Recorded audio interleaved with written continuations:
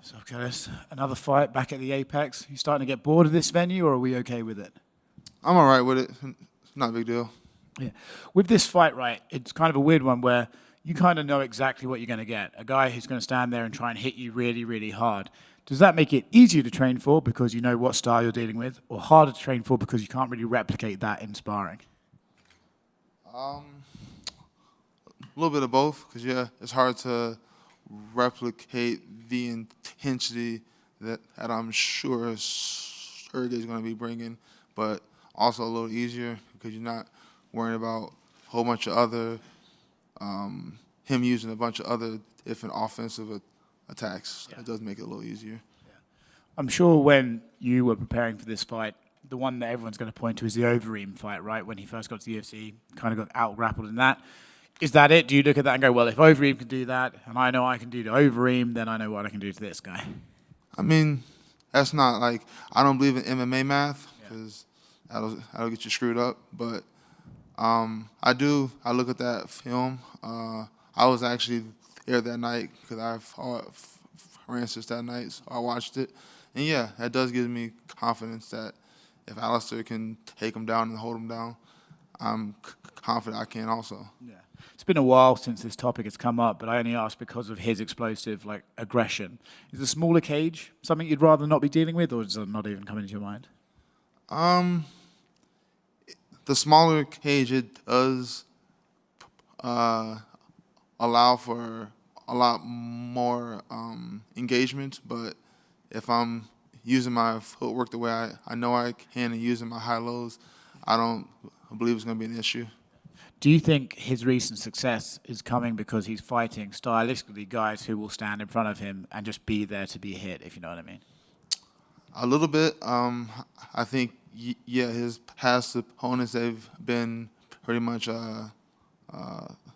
stationary, and I'm the opposite. I don't like to be stationary. I like to always be moving, presenting multiple targets, and I think, yeah, his past opponents did the exact opposite and played into the brawling game he wants. Once again, I feel like every time you're right there, something happens in the heavyweight division where someone else comes in and then a fight gets, and you're just sort of pushed back and told to fight again. It looks like John and Stipe will probably happen in November now, which is a while away. And then John seems to sort of be saying, well, if I win that, I'm gone. Does it kind of annoy you that you're like, well, I don't know what I'm working towards yet? No. I know what I'm working towards. I win. I'll wait. I'll wait for a title shot. I don't care who it is. If it's John, if it's Stipe, if they bring in Brock Lesnar, I'll wait. It's funny, right? For years, John's always, they're always looking for the next guy who's going to challenge John, and Cyril was this big, fast mover that what might give him fits, and then he came in and did what he did to Cyril.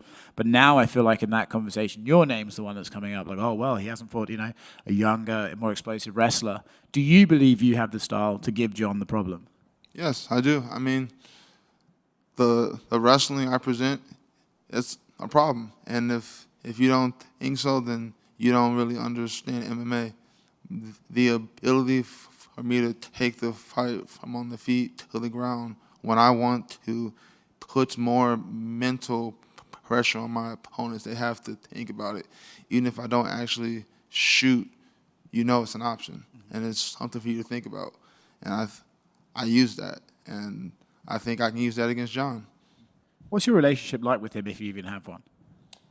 I don't really have one. I mean, last year I was asked about a potential matchup between him and Stipe, and it was a smaller interview, and I gave my answer. I was like, I picked Stipe because he's shown me he's had multiple 5-round heavyweight fights, and I haven't seen that of John. And I guess John's seen that, and he kind of popped off on me on Twitter, but that's about it. That's the only engagement. Last one for me. I know this isn't necessarily something that you particularly care about a lot, but right, if he beats Stipe and then you and him apparently he has a little bit of a weird animosity towards you, that fight would be massive. And then for you to have this opportunity to be the one to beat John Jones, is it a bit frustrating that he might potentially not do that and just retire? No, I mean, I'm not in this for glory. A lot of that's not what wakes me up and gets me working out in the morning. I'm here for money, and I know if I have the belt, I get more money. So whoever I have to fight to get the belt, I really don't care who it is. It would help, obviously, if it was John, because that helps my legacy, but it's not the end-all, be-all for me. Well, if it's about money, if you beat John, you'd be the champion. They'd give him a rematch, and then you'd have the champions clause for the rematch. Yeah, there's more money. It would definitely help, but even if it's not John, that's still a lot of money. Hey, Curtis. What were your thoughts on John Jones versus Cyril Gane? Like, did you think it would go as easy as it was, or No, I mean, I knew that he had the option to take him down whenever he wanted to. It was just a question of whether or not he had ego. If he had ego, he would have tried to stand and knock him out on the feet. He didn't have ego. He went for the takedown immediately and was able to get the guillotine. I'm not really shocked because we had already seen Cyril Gane didn't know how to wrestle. I don't think he ever.